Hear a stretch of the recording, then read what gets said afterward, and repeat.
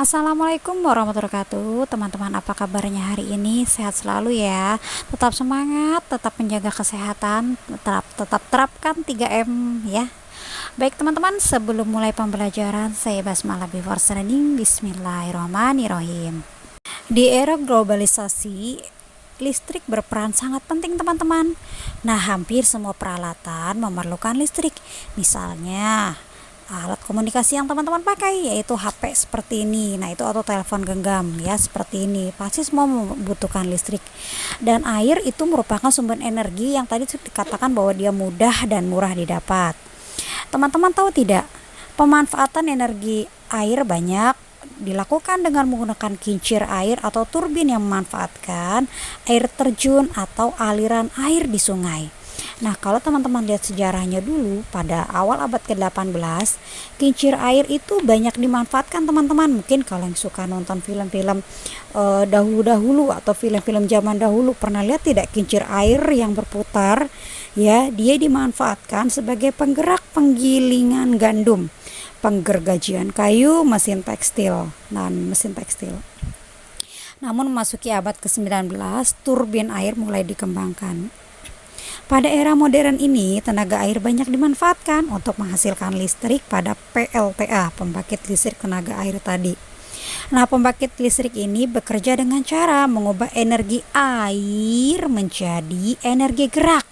Ingat ya, dari energi air menjadi energi gerak dengan menggerakkan turbin. Ya. Nah, kemudian turbin akan dihubungkan dengan generator yang akan menghasilkan listrik. Kemudian energi listrik itu akan dialirkan melalui jaringan-jaringan yang telah dibuat ya teman-teman, hingga akhirnya energi listrik sampai deh ke rumah teman-teman. Baik, sekarang kita lihat bagian-bagian dari PLTA. Apa itu? Yang pertama adalah bendungan. Bendungan ini berfungsi menampung air dalam jumlah besar agar tenaga yang dihasilkan juga besar. Nah, selain itu, bendungan juga memiliki berbagai fungsi lainnya, seperti untuk perikanan dan untuk mencegah banjir. Jadi kita pakai bendungan ya teman-teman. Bagian PLTA yang kedua yaitu turbin. Apa itu turbin? Turbin adalah roda besar yang berputar cepat. Turbin dia berfungsi mengubah aliran air menjadi energi gerak. Air yang jatuh akan mendorong baling-baling sehingga menyebabkan turbin berputar. Turbin ini akan dihubungkan ke generator. Bagian PLTA selanjutnya yang ketiga adalah generator. Yuk kita lihat generator. Generator dihubungkan dengan turbin melalui gigi-gigi putar sehingga ketika baling-baling turbin bergerak, maka generator juga ikut bergerak. Generator selanjutnya mengubah energi gerak dari turbin menjadi energi listrik. Bagian turbin yang keempat yaitu jalur transmisi. Jalur transmisi berfungsi mengalirkan listrik dari PLTA menuju pemakai, baik di rumah, perkantoran, maupun industri. Nah, seperti itu ya teman-teman, jadi bisa dipahami bagian-bagian dari PLTA. Teman-teman, selain dihasilkan dalam skala besar, listrik juga ada loh teman-teman yang dihasilkan oleh pembangkit listrik dalam skala kecil. Nah, pembangkit listrik yang menghasilkan listrik dalam skala kecil disebut dengan PLTMH. Apa itu PLTMH? Teman-teman bisa lihat. PLTMH yaitu pembangkit listrik tenaga mikrohidro. Nah, PLTMH ini memanfaatkan saluran irigasi, sungai, atau air terjun tanpa dibendung terlebih dahulu. Nah, PLTMH ini biasanya dibuat di pedesaan dan dibuat secara swadaya oleh penduduk pedesaan. Berikut ini adalah bagian-bagian dari PLTMH atau pembangkit listrik tenaga mikrohidro. Yang pertama yaitu turbin. Turbin dia berfungsi mengubah energi gerak dari aliran air menjadi energi gerak putaran yang dapat mengubah generator. Itu namanya turbin. Yang kedua itu generator. Apa itu generator? Generator berfungsi menghasilkan listrik dari putaran turbin, teman-teman. Yang ketiga, saluran pembawa. Saluran pembawa ini berfungsi menjaga ketinggian dari air yang disalurkan. Dan bagian yang keempat yaitu panel kontrol. Panel kontrol ini berfungsi untuk menstabilkan tegangan. Teman-teman bisa lihat ya. Baik teman-teman, sebelum sampai dan dapat digunakan oleh konsumen, listrik itu sebenarnya teman-teman melalui serangkaian proses terlebih dahulu. Apa saja proses terlebih dahulu? Yuk kita cari tahu. Proses yang pertama yaitu pembangkit tenaga listrik. Nah, di pusat pembangkit tenaga listrik, listrik ini dihasilkan oleh sebuah alat yang dinamakan generator. Nah, generator teman-teman digerakkan oleh turbin dari bentuk energi lain. Energi itu bisa berupa dari pembangkit listrik tenaga air atau PLTA yang tadi kita sudah bahas, atau gas di PLTG, pembangkit listrik tenaga gas, atau uap di PLTU, diesel di PLTD, panas bumi di PLTP, dan nuklir di PLTN. Nah, itu pembangkit tenaga listrik. Selanjutnya, proses yang kedua sebelum listrik dapat digunakan oleh konsumen yaitu dengan transmisi. Transmisi yaitu sistem penyaluran energi listrik dari suatu tempat ke tempat lainnya atau dari pembangkit listrik ke gardu listrik. Nah, sebelum energi ditransmisikan, hal pertama yang harus dilakukan adalah menaikkan tegangan dari generator. Nah, teman-teman, menaikkan tegangan berfungsi untuk mengurangi rugi daya saluran transmisi dan mengimbangi jauhnya jarak saluran transmisi. Nah, teman-teman bisa tahu ya, ketika listrik ditransmisikan melalui saluran udara tegangan tinggi atau SUTT atau melalui saluran udara tegangan ekstra atau SUTET. Nah, mungkin teman-teman pernah dengar atau pernah melihat. Nah, itu namanya bagian transmisi.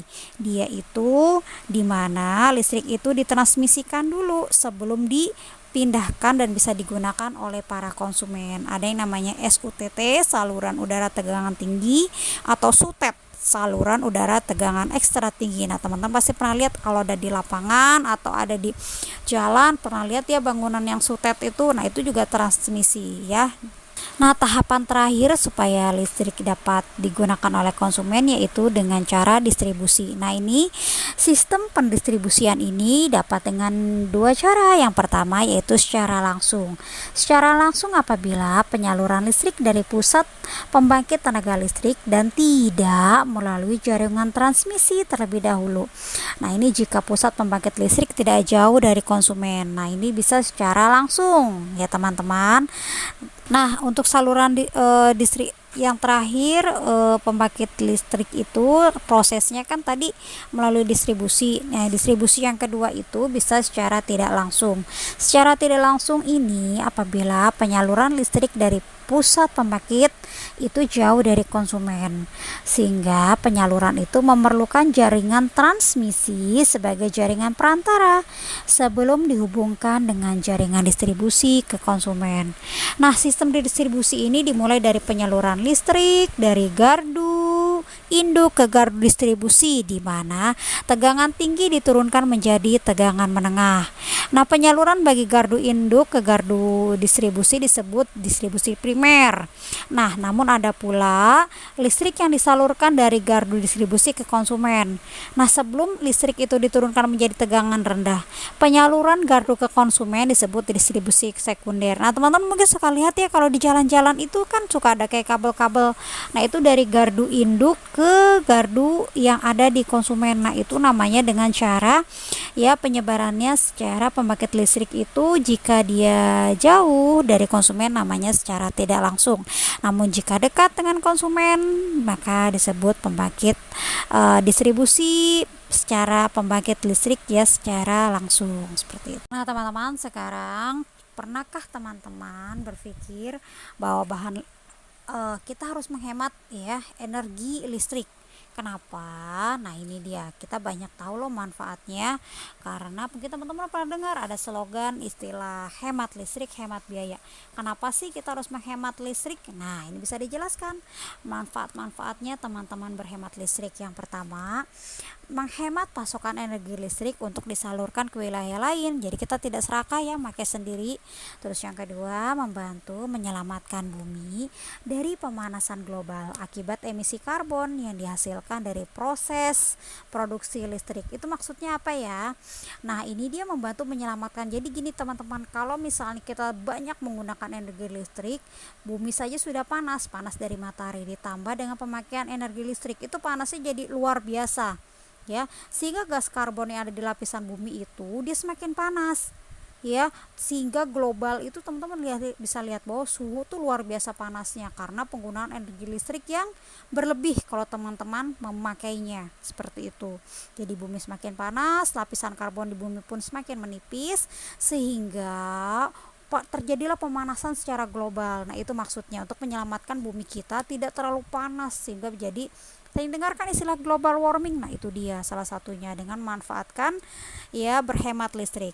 Terus yang ketiga, manfaat berhemat listrik yang ketiga yaitu membantu saudara kita di wilayah lain yang belum bisa menikmati listrik. Mungkin teman-teman tahu banyak daerah-daerah pelosok yang terkadang belum memakai listrik ataupun sudah memakai listrik namun penggunaannya pun dibatasi teman-teman. Dia tidak jor-joran mungkin seperti yang teman-teman pakai di rumah ya, seperti itu. Nah, bagaimana ya cara menghemat listrik? Nih, yang pertama salah satunya ya mematikan lampu, televisi, kompor ya yang sudah tidak digunakan. Nah, jadi kompor juga sama teman-teman, ada kan yang pakai kompor listrik. Nah, seperti itu. Jadi kalau tidak dipakai, matikan. Lampu juga sama, matikan. Nah, sama seperti penggunaan maaf ya AC di rumah. Jika memang kita tidak ada ya dimatikan, karena jika terus-terusan dipakai bisa menyebabkan kerusakan juga ya teman-teman. Selain kerusakan juga pasti menghemat listrik. Terus yang kedua, mengganti lampu dengan lampu hemat energi. Banyak ya teman-teman lampu yang lampunya sifatnya hemat energi namun cahayanya lebih terang. Oke, yang ketiga, mencabut stop kontak pada alat elektronik yang sedang tidak digunakan. Nah, mungkin kita sering lupa. Terkadang stop kontak itu dalam posisi on, dia nyala terus padahal kita tidak memakai alat elektronik apapun. Ya, makanya dicabutlah stop kontak. Nah, itu cara menghemat energi salah satunya. Baik teman-teman, sekarang kita berlanjut. Salah satu alasan penghematan penggunaan energi listrik adalah untuk mengurangi pemanasan global yang disebabkan oleh emisi karbon hasil pembakaran fosil untuk pembangkit listrik. Maksudnya apa sih, Miss? Nih, teman-teman perhatikan deh, bahwa setiap kali teman-teman pakai listrik itu adalah salah satu memakai hasil dari pembakaran fosil. Jadi fosil-fosil yang ada di bumi ini dipakai untuk membangkit listrik teman-teman, sebagai bahan bakarnya itu dari fosil-fosil. Nah, bahan bakar itu kemudian ya diolah dan itu menyebabkan emisi karbon.